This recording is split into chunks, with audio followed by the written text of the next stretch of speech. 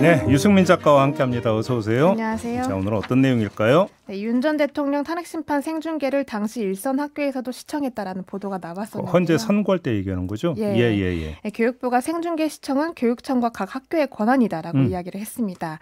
전국의 시도교육청 가운데 10개 교육청도 학교가 자율적으로 판단하라는 공문을 보냈었는데요.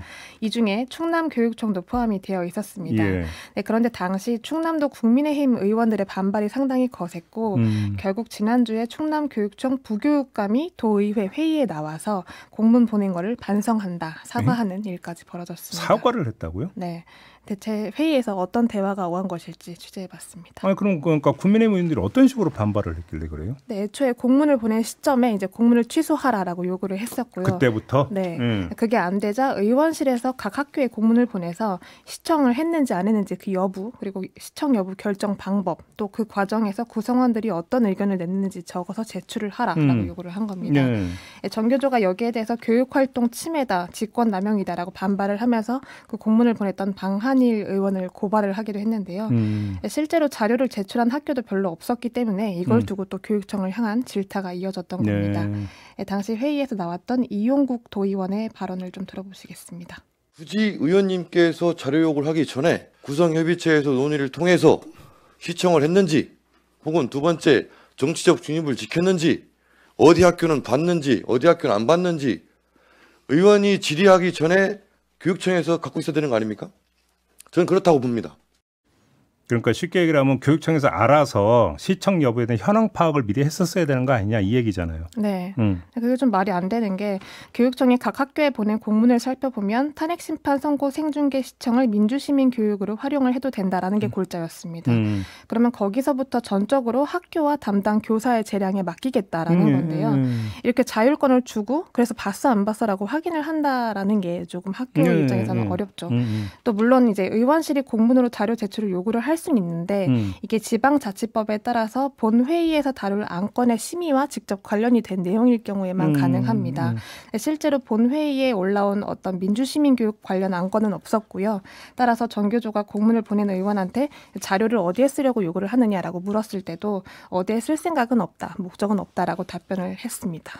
아, 그래요? 네. 아무튼 그래서 의원실에서 그 자료 보내려면 학교 측 입장에서 좀 부담이 되는 거 아닙니까? 네, 그 의원실이 공문으로 뭘 제출해달라고 했을 때 그 제출 의무는 교육감, 교육청한테 있는 것이기 때문에 통상적으로는 이제 학교한테 압박을 해서 빨리 제출을 하라라고 요구를 하는 식인데요. 이번 같은 경우는 학교들이 제출 거부를 하기도 했고 교육청도 딱히 학교에 제출을 권하는 상황은 또 아니었다고 합니다. 더군다나 물리적인 시간도 부족했는데 통상적으로 공문이 나가고 나서 자료조사 그리고 내부 결재까지 생각을 하면 최소 5일 정도가 소요가 되는데요. 의원실에서 공문을 보낸 게 4월 8일이었고 자료 제출을 요구한 게 10일이었기 때문에 이틀 안에 모든 걸 다 해결을 해야 하는 그런 좀 무리한 처사였다고 간단히 이야기를 하면 교육청에서 그냥 알아서 시청하라 라고 한 거 자체가 문제다, 이렇게 지금 보고 있는 거 아닌가요? 네, 그렇습니다. 또 공문 내용을 가지고도 비판이 있었는데요.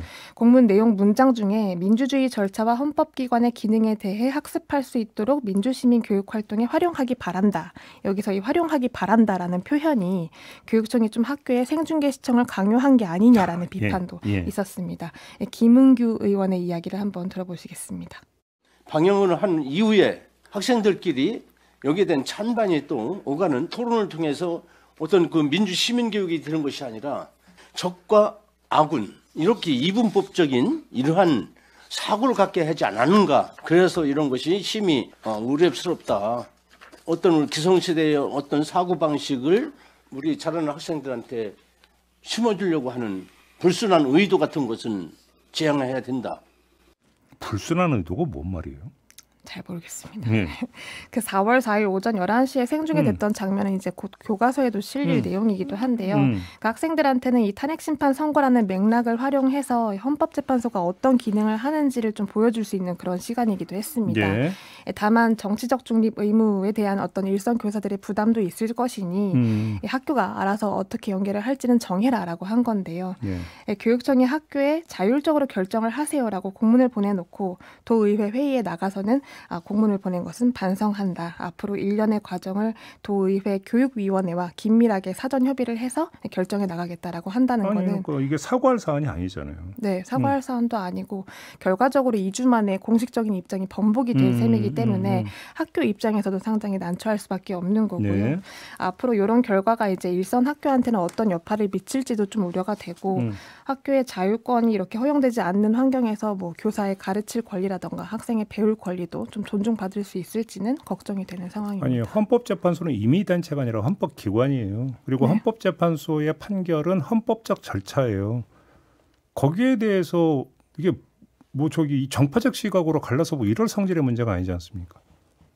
그러니까 접근의 출발점 자체가 좀 잘못 설정되어 있는 거 아닌가? 잘못됐습니다. 이 생각이 좀 드네요. 네. 알겠습니다. 마무리하죠. 유승민 작가 수고하셨습니다. 고맙습니다.